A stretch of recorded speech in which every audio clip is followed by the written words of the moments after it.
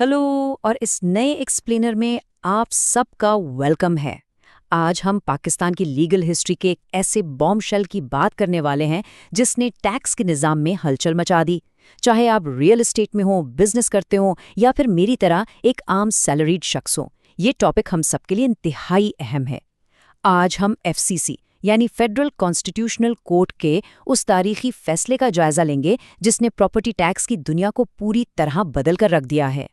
लेकिन इससे पहले कि हम डिटेल्स में जाएं, मैं आपके सामने एक बड़ा सिंपल पर थोड़ा चुभन वाला सवाल रखता हूं।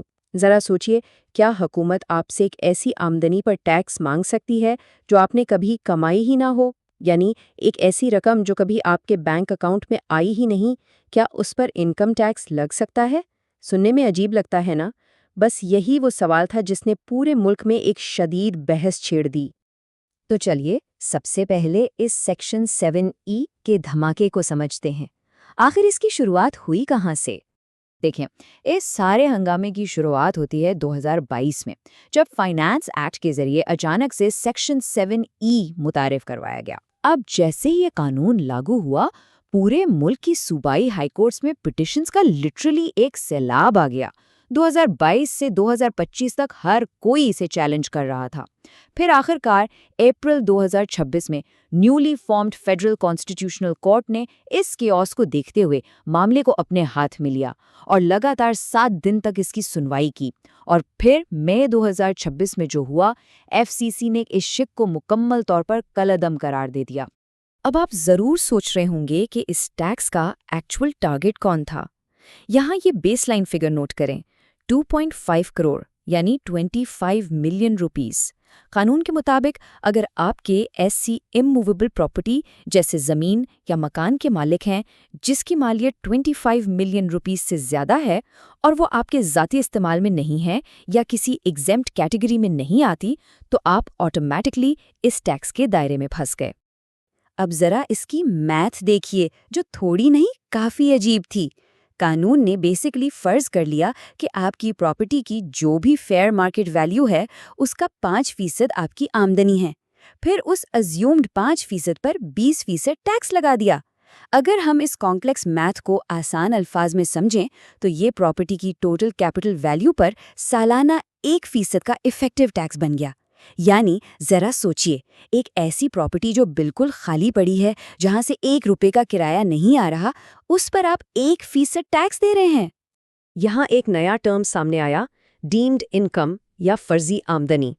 आइए इस पेचीदा फाइनेंशियल कॉन्सेप्ट को थोड़ा आसान बनाते हैं। इस कंपैरिजन को देखें तो आपको सारी गेम समझ आ जाएगी। लेफ्ट साइड पर है आपका हकीकी किराया, यानी वो पैसा जो वाकई किराएदार आपके बैंक अकाउंट में ट्रांसफर करता है, ये रियल है, राइट? लेकिन राइट साइड पर देखें, डीम्ड इनकम। ये कम्प्लीटली एक लीगल फिक्शन थी, यानी हुकूमत ने खुद से फर्ज कर लिया कि एक खाली बेआबाद प्रॉपर्टी भी आमदनी पैदा कर रही है। अब एक ऐसी आमदनी जो एग्जिस्ट ही नहीं करती, उस पर इनकम टैक्स अदा करना लोगों को ऑब्वियसली गैर मंतकी और बिल्कुल समझ से बाहर लगा। तो जाहिर है इस पर दोनों साइड्स के अपने अपने दलाइल थे। एक तरफ टैक्स पेयर्स थे जिन्होंने स्ट्रांगली आर्ग्यू किया कि आइन के आर्टिकल 77 के तहत ये असल में एक प्रॉपर्टी टैक्स है जिसे छुपाकर इनकम टैक्स बनाया गया है। उनका मानना था कि फर्जी आमदनी पर टैक्स लगाना सीधा सीधा आइन की खिलाफ वर्जी है। लेकिन दूसरी तरफ फेडरेशन और एफबीआर ने इसका पूरा दिफा किया। उनका मौक़िफ़ था कि मुल्क का टैक्स बेस बढ़ाना इंतहाई ज़रूरी है और ये कानून उस अनटैक्स्ड इकोनॉमिक कैपेसिटी को टारगेट करता है जो लोगों ने रियल एस्टेट में पार्क की हुई है। उनके हिसाब से डीम्ड इनकम दुनिया भर के टैक्स लॉज में एक वैलिड कॉन्सेप्ट है। लेकिन इस सबका लीगल सिस्टम पर क्या असर हुआ? एक तकसीम शुदा अदालती निज़ाम, मुख्तलिफ हाई कोर्ट्स के बिल्कुल मुख्तलिफ फैसले जिन्होंने अफरा तफरी मचा दी। इस मैट्रिक्स को देखें, ये सिचुएशन वाकई कितनी केओटिक थी।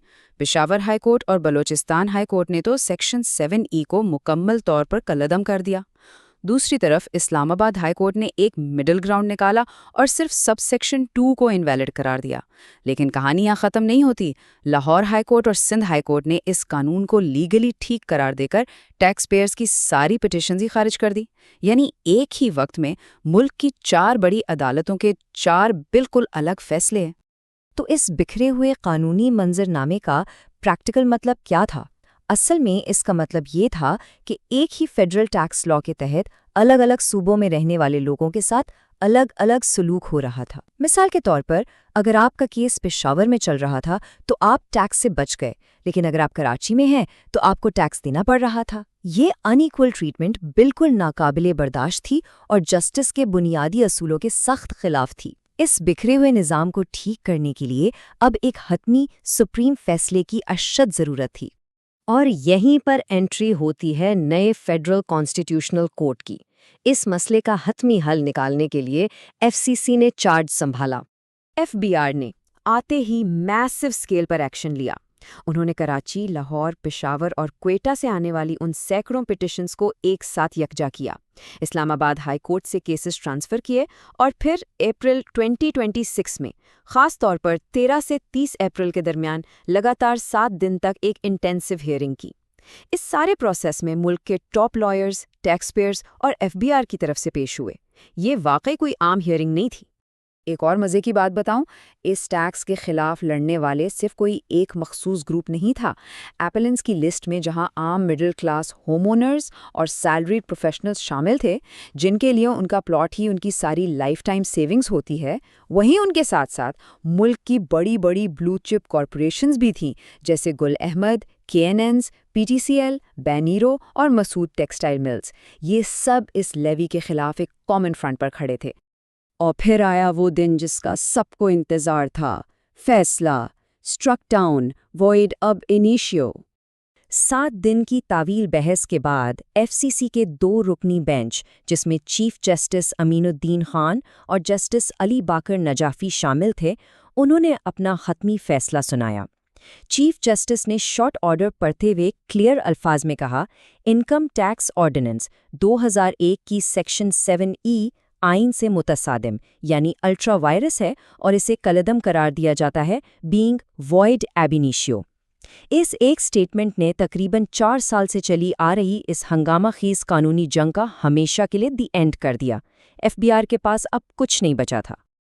لیکن ویٹ، یہ جو ٹرم یوز ہوئی ہے وائڈ ایب انیشیو، اس کا آخر مطلب کیا ہے؟ یہ ایک ایسی لاطینی قانونی اصطلاح ہے جس کا مطلب ہے شروع سے ہی باطل یا انویلڈ۔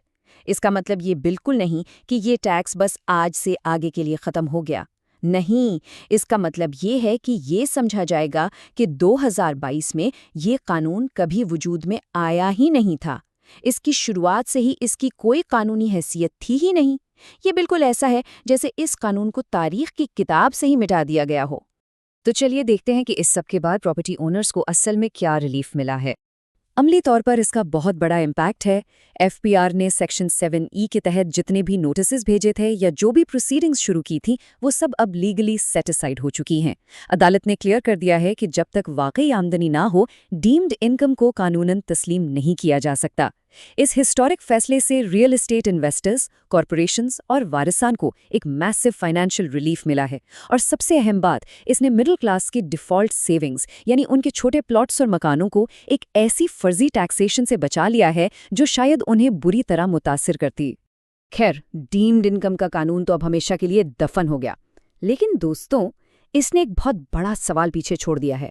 حکومت کو اب بھی ریونیو چاہیے، اور ان ٹیکسڈ اکنامک کیپیسٹی کا مسئلہ اپنی جگہ ویسا ہی موجود ہے۔ تو اب دیکھنا یہ ہے کہ آنے والے دنوں میں حکومت پاکستان ریئل اسٹیٹ کی ویلتھ کو ٹیکس کرنے کے لیے آگے کیا نیا طریقہ اختیار کرے گی۔ کیا آئین کے دائرے میں رہ کر کوئی نیا میکانزم لایا جائے گا؟ یہ تو اب آنے والا وقت ہی بتائے گا۔ اس ایکسپلینر میں ہمارے ساتھ جڑنے کا بہت شکریہ۔ امید ہے آپ کو اس کمپلیکس قانونی جنگ کے پہلو اچھی طرح سمجھ آ گئے ہوں گے۔